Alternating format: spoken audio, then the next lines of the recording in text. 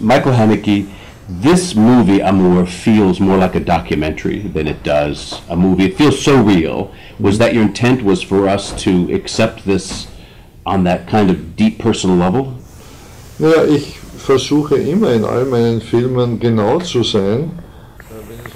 In all my films, I'm always trying to be as precise as possible. If I've achieved that better in this film than other films, so much the better. But all of my films, I try to be as quote-unquote realistic as possible. The task of my task as a director is first of all to observe reality as precisely as possible, and then to reconstruct it, to reconstitute it as precisely as possible. This movie about love was described by a fellow blogger friend of mine named Jeff Wells as a horror movie, and he loves the film. He doesn't mean that as any kind of snipe at the film. He thinks it fearlessly goes to that level of showing us the reality of this couple with no filters. Ja, also ich habe nichts gegen Etiketten, das ist ja die Aufgabe von Journalisten. I have nothing against labels. It's up to journalists. It's the task of journalists to label films, label directors. If someone prefers to see the film as a horror film, I'm fine with that. I don't think of it exclusively as that. To me, the film is about, it's a love story. It's a film about the difficulty, the pain of watching someone you love suffer and not being able to do anything about it. So if you see the film as a horror film, you're only considering one side of that, of this film. To me, the other side is present as well. The movie is seen through George's eyes, and George, the husband, is never failing in his optimism of this dire situation. He accepts the reality of it, but his optimistic spirit is very different from hers. She seems to be resigned to her doom. Is that accurate to say? Bist du einverstanden, George ist immer optimistisch, wobei sie realistisch zu sein scheint. Ja, ich glaube, es ist keine Frage in so einer Situation, es ist keine damit umgehen. I don't think it's a question of optimism or pessimism in the film. It's rather the situation that's determinant. On the one hand, you have Anne, who's the sick person, and who's coping with, struggling with the fact that she's ill. At the very beginning of her illness, she tries to commit suicide and fails. On the other hand, you have her husband, who loves her deeply and wants to help her. He's not constantly optimistic, I think, but he's simply placed in the position where he has to react. He has to react, and it's very difficult for him to react. He has to respond to her needs and her desires. She wants to kill herself, and that puts him in a very difficult situation. It's up to each spectator, however, to interpret the film and find their own answers. I don't see this as being a question of optimism or pessimism. The movie opens with the couple dealing with the possibility of a burglary. Later in the movie, we see a pigeon come in and out of their domain. We see their daughter coming in, and she's an unwelcome guest. Throughout this movie, from the very beginning of the movie on, it seems as if they're fending off the outside world in a way that, in some cases, unwanted or scary, like a burglary. But why do they push away their daughter? Or why does he, the father? Also, warum sie zurückweist? Naja, ich glaube, sie ist die Repräsentantin in der Nachfolge. I think that the daughter in the film represents the following generation. The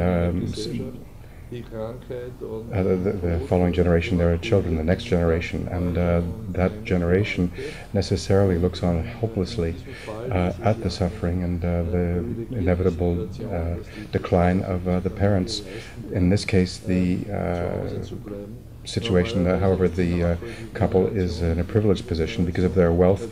Then they are spared the indignities of death. They're spared the fact of what occurs usually where the elderly or the ill are shunted off to old age homes or to hospitals. We live in a society that tries to hide us, tries to shunt off the death and dying. We don't want to see them. this movie will be Austria's entry into the Academy Awards race. There was a great debate and drama over who would enter the white ribbon between Germany and Austria, and Germany represented the movie. This time there doesn't seem to be that much debate. Are you happy that it's resolved that this will be Austria's entry? Mir ist es relativ egal, welches Land. Sorry. Yeah, it's really not something that I'm concerned about or worried about which country submits the film. It doesn't really matter to me. Usually the country that submits the film is the country where the director and scriptwriter live, because those are the originators of the film, the authors of the film. In this case, to me, it's entirely appropriate that the film be submitted by Austria, because its director and scriptwriter, that's to say myself, are Austrian. The situation was more complicated with The White Ribbon, because the film was shot in Germany, it was with a German cast and a German crew, and it dealt with a specifically German theme. So I thought that in that case it was appropriate that the film be a German entry. Here it really doesn't matter which country would enter the film, in the sense that the theme isn't specifically Austrian. The only reason that we shot the film in France is because only in France can you shoot with Jean-Louis Trintignant. Once before you were in the Academy Awards race with The White Ribbon, after having won the Cannes Film Festival, and now you've won the Palme d'Or again. And we are talking right down the street from the Academy Awards headquarters here in Los Angeles, as this movie is being considered as a new contender. How important is the awards component to promoting your film? People like Harvey Weinstein say it's the most important thing, because on one hand it promotes a discussion of the quality of a movie, and it makes it aware to the general public. Other filmmakers see it as something unpleasant, because it fosters competition where they don't think competition should be. What do you think of all of that? Naja, es ist ja heuchlerisch zu sagen, es ist mir egal, ob ich einen Preis bekomme oder keinen Preis. It would be hypocritical of me to say that I wasn't interested in awards.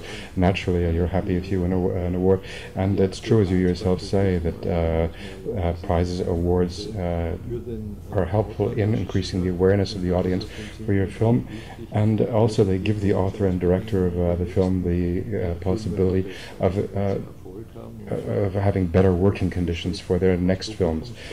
So if you are successful at the box office and as well win important prizes, then your chances of making the film that you want to next will be better, and you'll be able to make it the way you want. So I think that every director, for that reason, is hoping to win an award.